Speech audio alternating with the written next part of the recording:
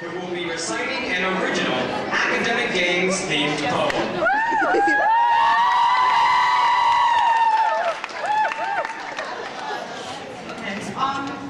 Hi everybody, I'm Allison. So there's a bit of a backstory to this.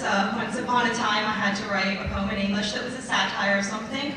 So I chose to affectionately make fun of academic games and base this poem off of my experiences in Florida last year. And some of my friends thought it was kind of funny and I have no dignity, so I'm up here reading it for you.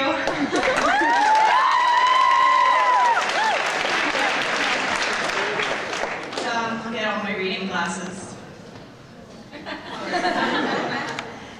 Florida on a Friday sounds like the place to be, and yet I could not help but feel self-pity, attending an event I both love and abhor.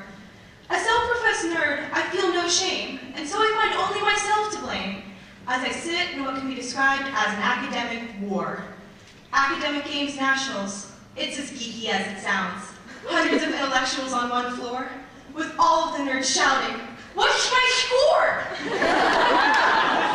At world events, I realized with fear that my team expects good scores from me this year. Perhaps I should have studied my current events the night before.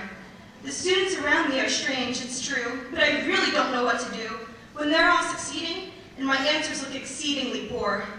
I look rather stupid next to these bragging nerds as we move on to question 4. I think I prefer all them shouting, "What's my score?"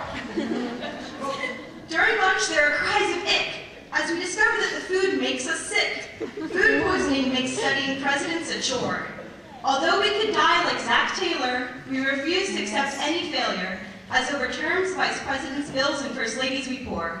Plentiful pages turning and pencils quickly scratching, we continue to explore. We have to beat all of those nerds shouting, "What's my score?" In equations, I unfortunately find cube Nazis on all sides and behind. These are the people I deplore. I struggle to make sense of the number sum, but all of my calculations are cumbersome. With their retainers and fanny packs, my competitors are too hardcore. "Don't touch the cubes!" A girl shouts as I reach for the number 4. While somewhere a group of nerds is shouting, "What's my score?" I'm starving by the end of prop, and I'm ready for this madness to stop. "Can we go eat yet?" I begin to implore. But before I can get the food I crave, the whole room must do the wave. Whichever division does it fastest can go first out the door.